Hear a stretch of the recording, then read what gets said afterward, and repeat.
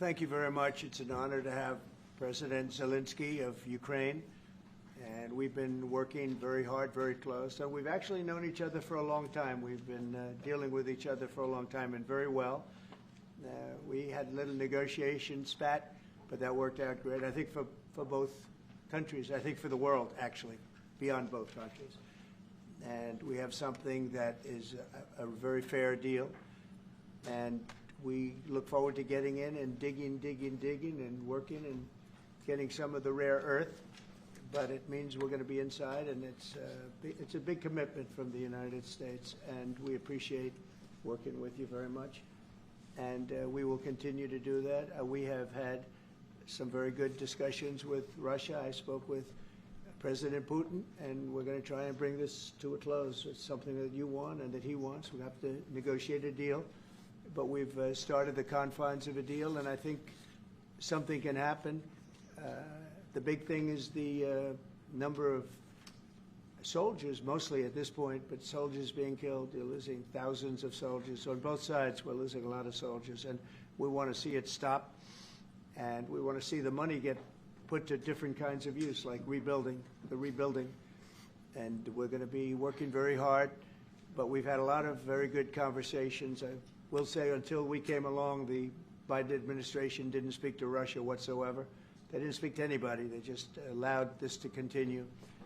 And I will say that, I'll say in front of you, you've heard me say it 1,000 times, if I were president, this war would have never happened. We would have had a deal negotiated for you without having to go through what you've gone through.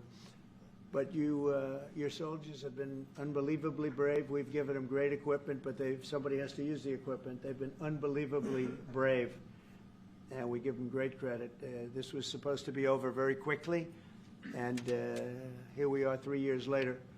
So I give tremendous credit to your generals and your soldiers and yourself in the sense that it's been very hard fighting, very tough fighting, great fighters. And you have to be very proud of them from that standpoint. But now we want to get it over with. It's enough, right? We want to get it over with. So it's an honor to have you here. Thank you very much for coming. We're going to sign the agreement at the conference in the East Room in a little while, right after lunch. And we'll be having lunch together. We're also discussing some other things. And we appreciate everybody being here. It's somewhat of an exciting moment, but the really exciting moment is when they stop the shooting and we end up with a deal. And I think we're fairly close to getting that, and an honor to have you. And please, I'd like to say something. Yeah, thank you so much, Mr. President. Thank you for invitation. And really, I hope that this first document, will be first step to real security guarantees for Ukraine, our people, our children. I really count on it. And of course, we count that America will not stop support. Really, for us, it's very important to support and to continue it. I want to discuss it with details further during our conversation, and of course, the infrastructure or security guarantees. Because for today, I understand what Europe is ready to do, and of course, I want to discuss with you what United States will be ready to do. And I really count on your strong position to stop Putin. And you said that enough with the war. I think that is very important, Ben, to say these words to Putin at the very beginning of war, because he is a killer and terrorist. But I hope that together we can stop him. But for us, it's very important to, to save our country, our values, our freedom and democracy, and of course, no compromises with the killer about our territories. But it will be later. And of course, what I wanted, we spoke about it by phone with you about the drones production. We have very good drones production. I think the best one in the world for today because of the war. Yes, and of course, we need very much the air defense. You have the best air defense in the world, and really you helped us under attacks of Russians. And I want to speak how we can exchange the licenses. We're open to share the licenses of all our drones with you, of course, with the United States. And we need licenses for quick production of air defense. Even after the war, we need our nation to be calm, that we are secured. So that's why we need this air shield. And of course, about this want to speak about the contingents. I think that France and UK already spoke to you, and we know that Europe is ready, but without the United States, they will not be ready to be as strong as we need. And the last point, last not least, about exchange, about our people and children. And you know that these crazy Russians, that they stolen 20,000 of children, Ukrainian children. They changed their names, they changed their families, relatives, and now they're in Russia. We want to bring them back, and really, it's a big dream, task, and goal for me, and our warriors. By the way, Mr. President, we exchanged, released more than 4,000 warriors from Russian prison, but there are thousands more in the prison. I wanted to share with you some images, how it's just can I now? Yeah, please, Have I, please. Some minute, 1 minute. Just you to understand in what circumstances, in what situation they are, and what the attitude of Russia to our prisoners. That guys, just you before and after. And you see before and after, just you to understand. Now thousands of such guys, ladies and men, there, and that, so they don't eat, they beat them, and they, so they do a lot of, bad things.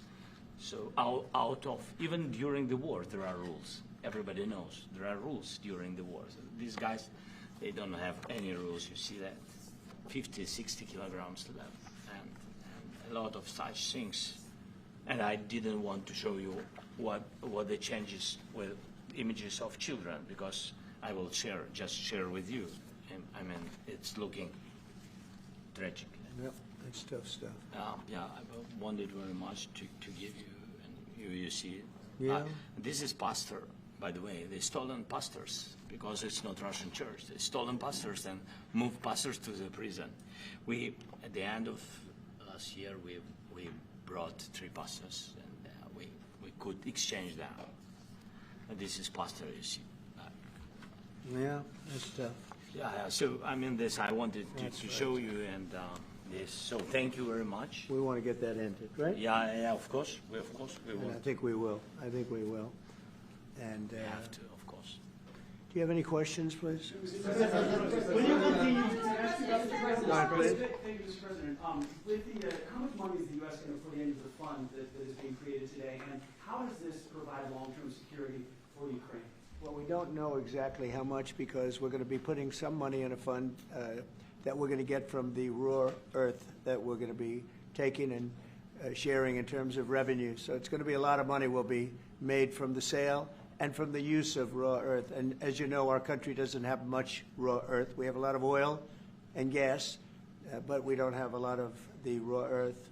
And what we do have is protected by the environmentalists, but that can be unprotected. But still, it's not very much.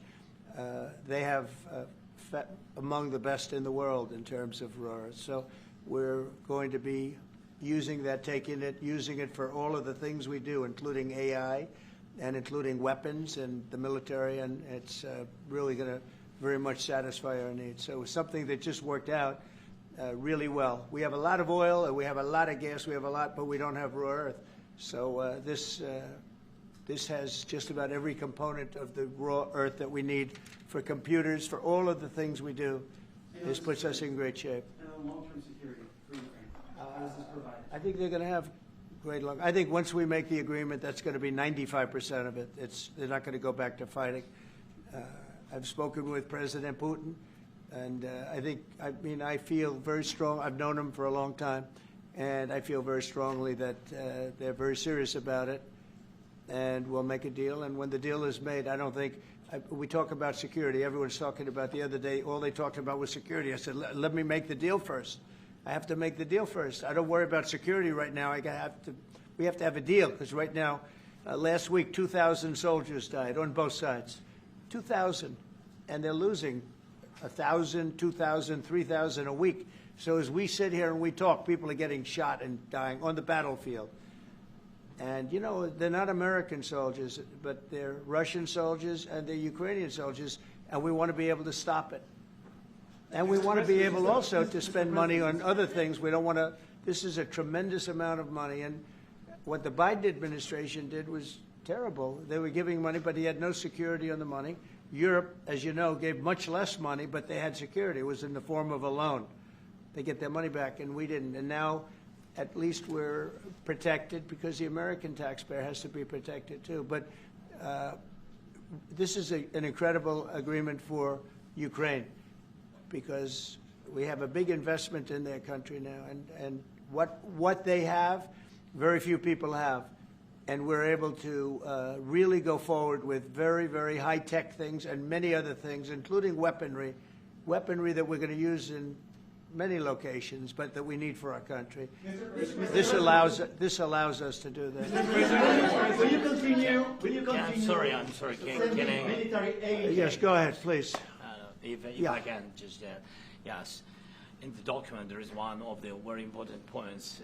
If we speak about business and investment, we never had LNG terminals in Ukraine. This document will open. I mean, the next documents, but anyway, here we President Zelensky, do you feel like the U.S. is on your side? That the President Trump is on your side at this moment? What do you think? He wants to know, do you think that, sort of a stupid question. I guess we wouldn't be here if I wasn't.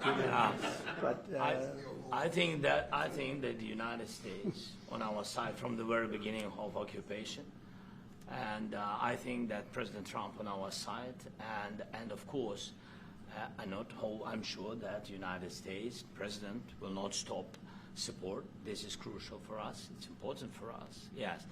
And Putin, the president speaks about the people and the soldiers which are dying, but they came to our territory, they came to our land. They began this war, and they have to stop. And I think this is the question, was really the most important question. Can President Trump, I hope yes, with some other allies, to stop Putin, withdraw these enemies, our enemy, withdraw these troops from our land? And I think that you asked about the history. I think that if President, or when, he will stop Putin, if President Trump will bring peace to our country, I think he will be on this wall. we've had very, very good talks. What about military aid to Ukraine? President Zelensky just said that there'd be no compromises with Vladimir Putin. I just wanted to ask both of you. Firstly, are there compromises that you think that President Zelensky is going to have to make? And President Zelensky, is there anything that you think that you may be able to offer or bring to the table, for example, elections? Thank you. I think you're going to have to always make compromises. You can't do any deals without compromises. So certainly he's going to have to make some compromises, but hopefully they won't be as big as some people think you're going to have to make. That's all. It's all we can do. I'm here as an arbitrator, as a mediator to a certain extent between two parties that have been very hostile, to put it mildly. They've been very hostile. There's been a vicious war. There's been a vicious war. You know, it's a very level battlefield, and those bullets go out, and as I've said many times, we were talking about it with Pete, many times the only thing stopping those bullets is a human body. And in the case we're talking about, generally young human bodies are stopping a lot of bullets. It's dead level. That's why it's great farmland. It's great land. It's great farmland, but there's very little protection against the bullets that are being, and other things that are being shot. So all I can do is see if I can get everybody at the table and get an agreement. And I think we're going to end up with an agreement. Otherwise, I wouldn't probably be even here today. Mr. President, I've got two questions for you. You think ultimately your legacy will be the peacemaker and not the president that led this country into another war and ended foreign wars? And I've got a question. I hope it will. I mean, I hope I'm going to be remembered as a peacemaker. This would be a great thing if we could do this. I'm doing this to save lives more than anything else. Second is to save a lot of money, but I consider that to be far less important. So I hope I'm going to, thank you, Brian, for that question. It was a nice question. I hope I'll be known and recognized as a peacemaker. This would be a great thing to solve. This is a very dangerous situation. You know, this could lead to a third world war. This was headed in the wrong direction. If this election were lost, if we didn't win this election, and by the way, we won it by a lot. That was a mandate. We won every swing state. We won the popular vote by millions and millions of votes. We won everything. The districts, you look at the areas of red, take a look at a map. This was a big mandate, and this was one of the things. I said, we're going to get this thing settled. If we didn't win, I think this could have very well ended up in a third world war, and that would not have been a good situation. What was your second And question? my second question for President Zelensky. Yeah. Why don't you wear a suit? Why? Why don't Sorry? you wear a suit? You're the highest level in this country's office, and you refuse to wear a suit. Just want to see, do you own a suit? You have problems? A lot of Americans have problems with you not Really? respecting I the don't have authority of such. this office. I will wear a costume after this war will finish. Okay. Yes, maybe one, Maybe something like this. like yours. Yes, sir. Yes, That'd be great. maybe something better. I don't know. We will see. Maybe something cheaper then. Yeah. Thank you. Thank you. Thank you. Thank you, President Trump. You said yesterday. Are you going to send more arms to Ukraine in case there's no peace? Yeah, we're going to have arms to Ukraine, yeah, sure. Hopefully I won't have to send very much because hopefully we're going to have it finished. We're looking forward to finishing this quickly. We're not looking forward to sending a lot of arms. We're looking forward to getting the war finished so we can do other things. But we very much appreciate the agreement because we needed what they had, and we're treating, you know, our country is now treated fairly. Biden didn't do that. He didn't know what the hell he was doing. This should have never happened. This should have never started. But, you know, sure, the answer is yes, but hopefully we won't have to send much because I'm looking forward to getting it done quickly, very quickly. Does that still provide security guarantees, Mr. President? I don't want to talk about security yet because I want to get the deal done. You know, you fall into the same trap like everybody else. A million times you say it over and over. I want to get the deal done. Security is so easy. That's about 2% of the problem. I'm not worried about security. I'm worried about getting the deal done. The security is the easy part. Security is very nice. Everybody stops shooting. And now will Europe put people there? I know France is going to. I know the UK is going to. I know other countries are going to, and they happen to be right next door. We haven't committed, but we could conceivably. You know, we have security in a different form. We'll have workers there digging, taking the raw earth so that we can create a lot of great product in this country. So in that sense, you have something, but we haven't determined that yet. I will say, in speaking to France and in speaking to, and they were here, as you know, last week and just the other day, they have committed to a lot of security. I don't think you're going to need much security. I think once this deal gets done, it's over. Russia's not going to want to go back, and nobody's going to want to go back. When this deal ends, I really believe this deal is going to be over. Question? Yeah, please go ahead. Thank you. Go ahead, please. Thank you so Yeah. much. Mr. President, Yeah. thank you. Thank you. Yeah. Macron and Keir Starmer at the White House this past week, both of whom praised your courage and conviction to lead the pathway towards peace. Yes. Part of that involved, though, re-engaging with Russia in diplomatic relations, something that previous leaders lacked the conviction to do so. What gave you the moral courage and conviction to step forward and lead that? Well, I love this guy. Who are you with? One American News, sir. Well, that's why I like him. One American News does a great job. I like the question. I think it's a very good question. It's a pathway to peace. It's a pathway to getting something solved. And I feel that as the head of this country, I have an obligation to do that. Plus, you know, we're very much involved. We got involved. It's too bad we got involved because there should have been no involvement because there should have been no war. And there shouldn't have been October 7th. That would have never happened. As you know, Iran was broke. They had no money to give to Hezbollah. They had no money to give to Hamas. They were stone cold broke. And then under Biden, they became rich as hell. They went from no money to $300 billion in a period of 4 years. And they gave a lot of that money away, and you see what happened. And that's a real mess also that we hope to be able to solve. But, no, I appreciate your question very much. I feel I have an obligation to try and do something to stop the death. If I can answer, yes, if I can answer, Please, sorry, go ahead. please. And I do like your clothing, but Yeah, really? even though I think he's a Yeah, great guy, by the way. But I don't know if you two like each other. But you know what? I think No, he's no, dressed. I think he's why? dressed I like beautifully. this guy. I don't know I think him. he's dressed beautifully. So I have more serious things than answer on such Yes, questions. sure, that's a I will good- answer on more serious a good questions if statement. I can. Yes. Yeah. So please, about security guarantees and about just ceasefire. We can't just speak about ceasefire and speak and speak. It will not work. Just ceasefire will not never work because I'm like a president. I have this experience, and not only me. Ukraine before my presidency, from the 2014, Putin broken 25 times. 25 times he broken his own signature. 25 times he broken ceasefire. But he never broke to me. He never broke to No, me. you were the president. He You never were the broke- president he during. never broke to me. In 2016, you've been the president, Mr. President. You've been the president, but he had, of course, not with you, but he had during those period. He had conversations with our side, and we had Normandy format. You know, the France, Germany, Ukraine, and Russia, and he broken 25 times. That's why we will never accept just ceasefire. It will not work without security guarantees.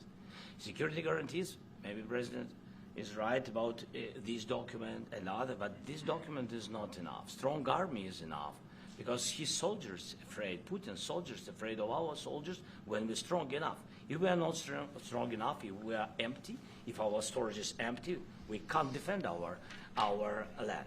Today, you know, he knows that we have all the world knows that we have meeting. Yes, why he's using ballistic? Putin today using ballistic on our hospitals, schools, and it says ballistic. So he knows that we are here and that President Trump is really have goodwill to stop this war. And you hear now the president. So why he's using? So he doesn't want to stop.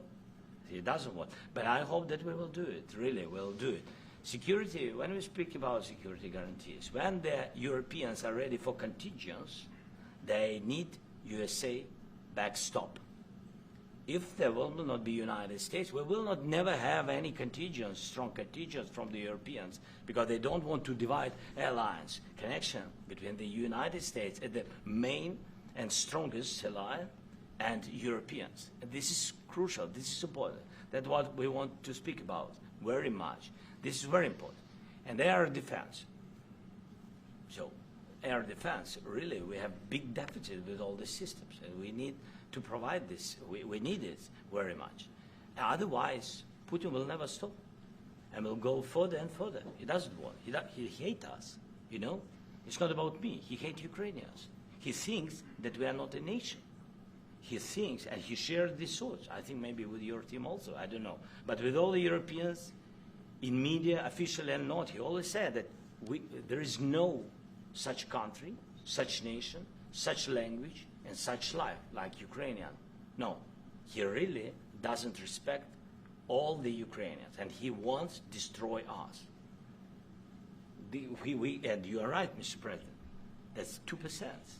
This document, maybe other documents, it's a very good start, very good, but it will not enough to stop this person. Should Russia change its Mr. President, may I one more question, please? Yeah, go I ahead. asked President They have to Zelensky pay. this question. You This didn't is like the rule. because- This is the rule of the because I- war. This is the rule of the war. During all the centuries, all the history, this is the rule of the war. Who began, those pay.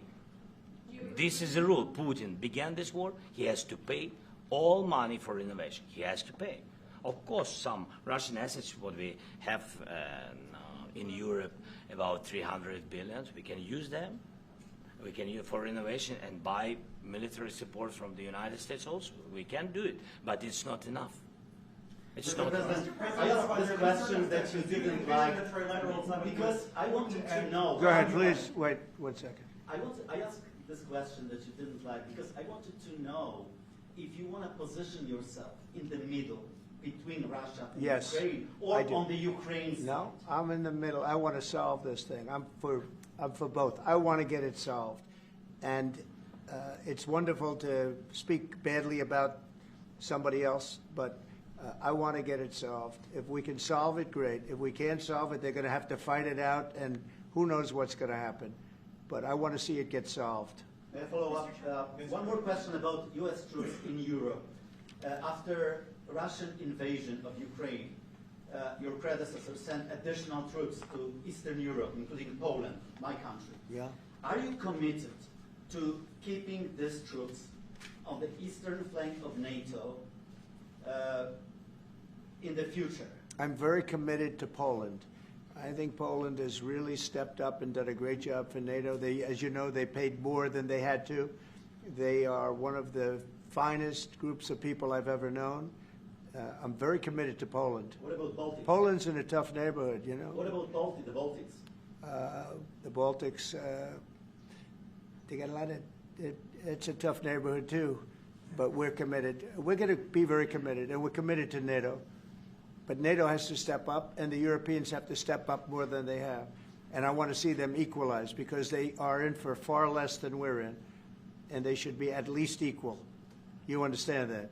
Why is the United States, we have an ocean in between, why is the United States in for so much more money and other things as Europe? With that being said, and as you said, they've also been obviously very helpful, but we have put in far more than they have, and I think they should equalize. Yeah, please, go ahead. About the agreement against today, what changed between the first time that Secretary Bessent gave President Zelensky the agreement and today for the signing? We made a deal. So What was the I'm just, deciding factor? I'm a business person. We made a deal. That's what changed.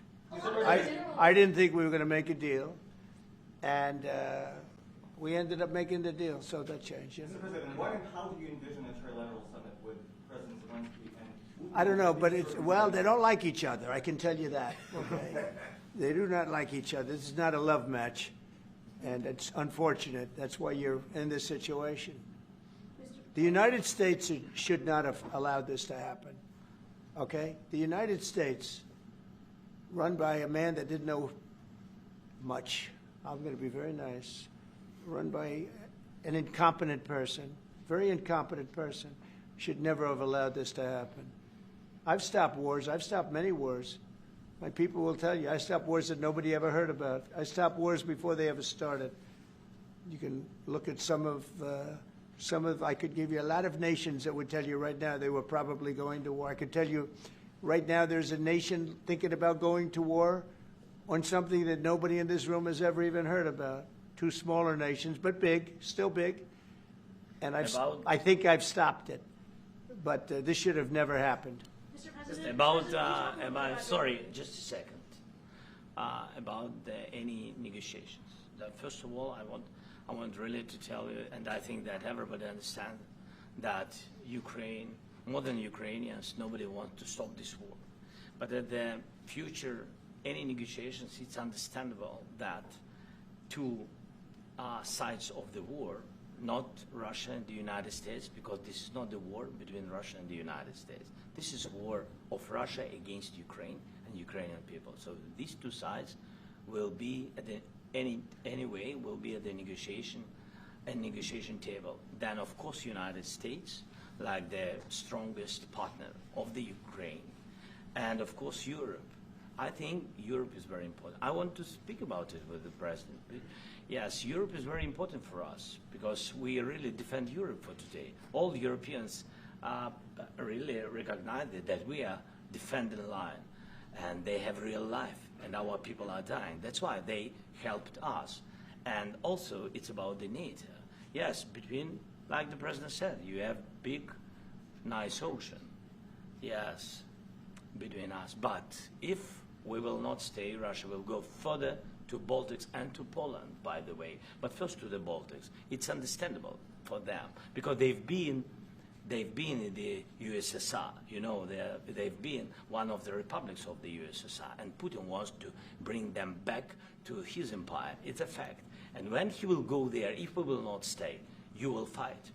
Your American soldiers, it doesn't matter, do you have ocean or not, your soldiers will fight. Mr. President, would you be willing to visit Ukraine, maybe Kyiv or Odessa, which is known to be a very old Black Sea? It was my question. Yeah.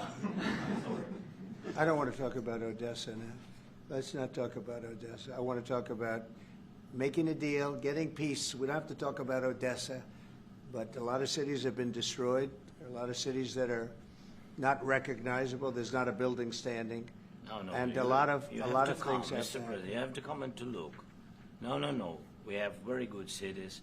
Yes, a lot of things have been destroyed, but mostly cities alive, and people work, and children go to school. Sometimes it's very difficult. Sometimes closer to front line, children have to go to underground schools or online, but we live. Ukraine is fighting, and Ukraine lives. This is very important. And maybe it's Putin is sharing this information that he destroyed us. No, he lost 700,000 people, 700,000 soldiers. He lost everything. Yes. So, Mr. Mr. President, when did President, you last speak one more. When, I mentioned No, no. Poland. Mr. President, thank you. Please, Mr. go ahead. President, when did you last speak with President Putin, and what did he say that A couple of days ago. And what did he tell you that gave you the assurance that he wanted peace? Well, that's what I do. My whole life is deals. I know pretty good. And I've known him for a long time. I've dealt with him for a long time.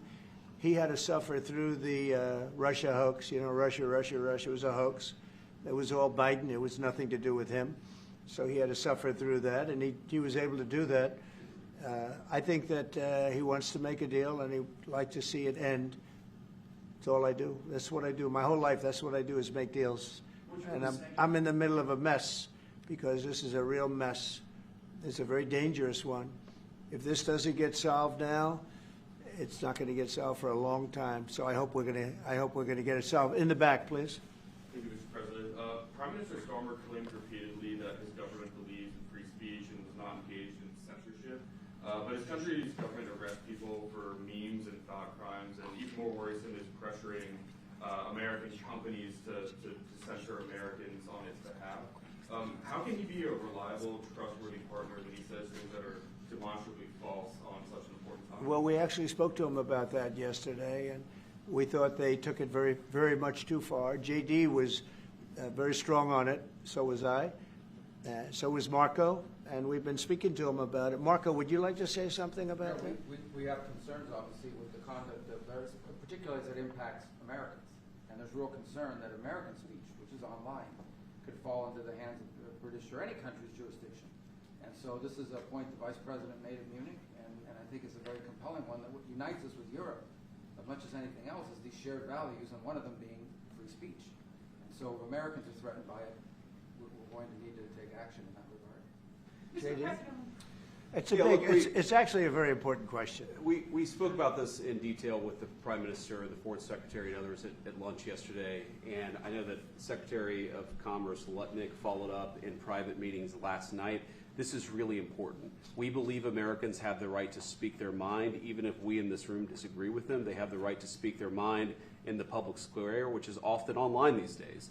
And we're going to defend that right as it pertains to American companies and American citizens vigorously if we have to. I do think that under the President's leadership, we're going to find common ground with our friends in the UK on this question, but it remains to be seen. The principle that will guide us is we believe in free speech in this country, and we'll fight for it for American citizens.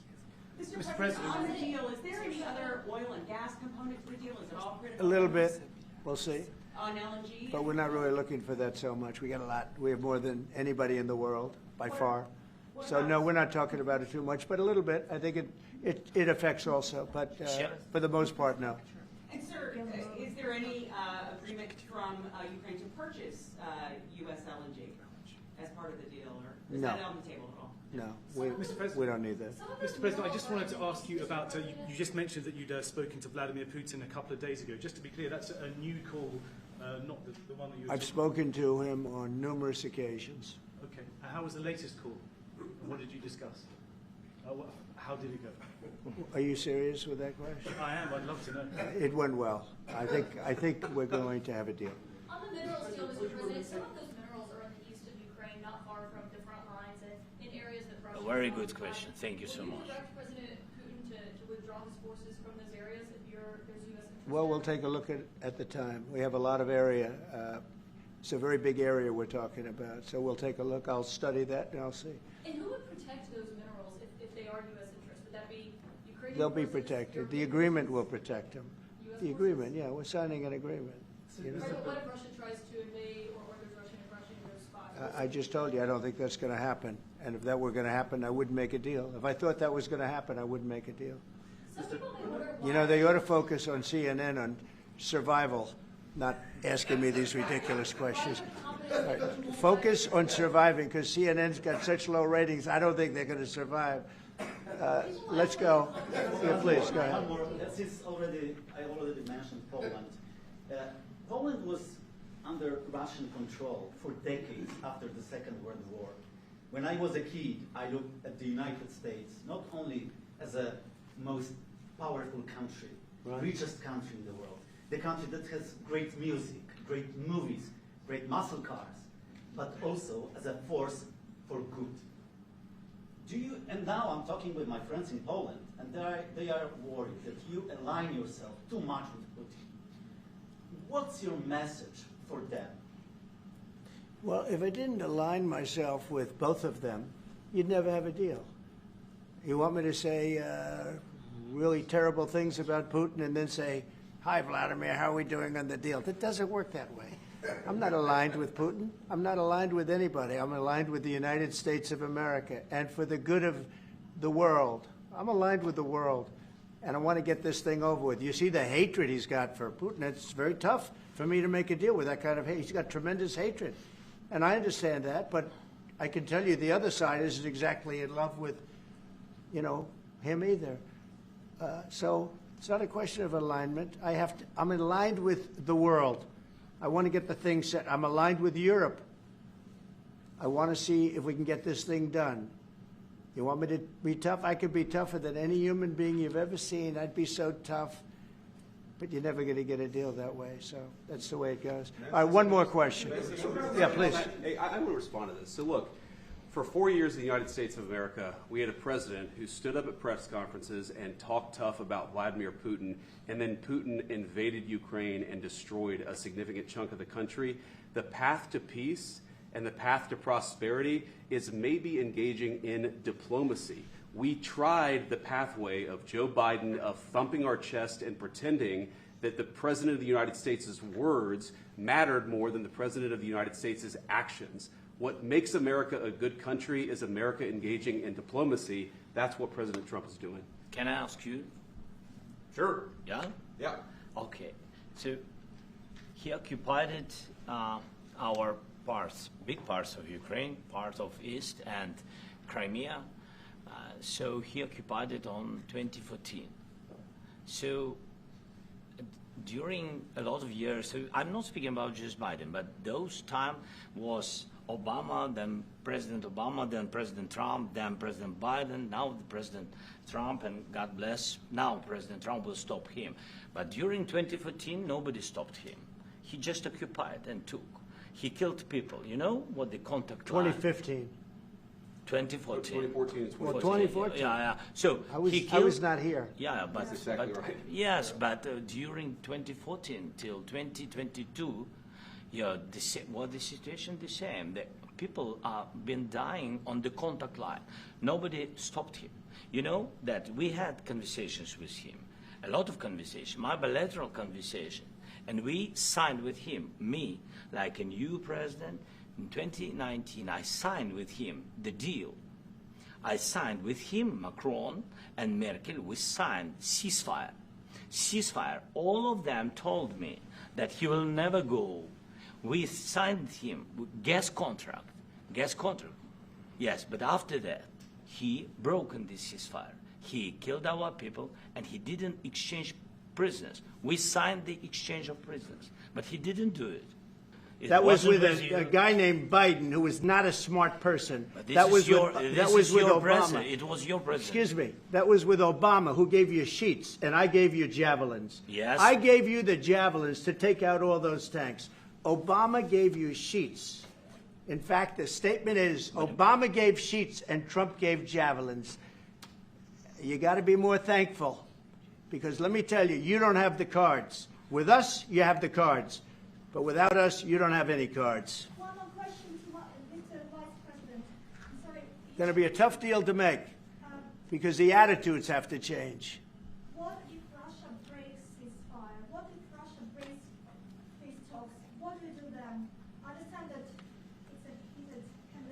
What are you saying? She's asking, what if Russia breaks the ceasefire? What if anything? What if a bomb drops on your head right now? Okay? What if they broke it? I don't know. They broke it with Biden because Biden, they didn't respect him. They didn't respect Obama. They respect me. Let me tell you, Putin went through a hell of a lot with me. He went through a phony witch hunt where they used him and Russia. Russia. You ever hear of that deal? That was a phony Hunter Biden, Joe Biden scam. Hillary Clinton, Shifty Adam Schiff. It was a Democrat scam. And he had to go through that. And he did go through it. We didn't end up in a war. And he went through it. He was accused of all that stuff. He had nothing to do with it. It came out of Hunter Biden's bathroom. It came out of Hunter Biden's bedroom. It was disgusting. And then they said, oh, the laptop from hell was made by Russia. The 51 agents. The whole thing was a scam. And he had to put up with that. He was being accused of all that stuff. All I can say is this. He might have broken deals with Obama and Bush, and he might have broken them with Biden. He did, maybe. Maybe he didn't. I don't know what happened. But he didn't break them with me. He wants to make a deal. I don't know if you can make a deal. The problem is I've empowered you to be a tough guy. And I don't think you'd be a tough guy without the United States. And your people are very brave. But you're either going to make a deal or we're out. And if we're out, you'll fight it out. I don't think it's going to be pretty, but you'll fight it out. But you don't have the cards. But once we sign that deal, you're in a much better position. But you're not acting at all thankful. And that's not a nice thing. I'll be honest, that's not a nice thing. All right, I think we've seen enough. What do you think? Huh? This is going to be great television, I will say that. All right. We'll see what we can do about putting it together. Thank you. Thank you.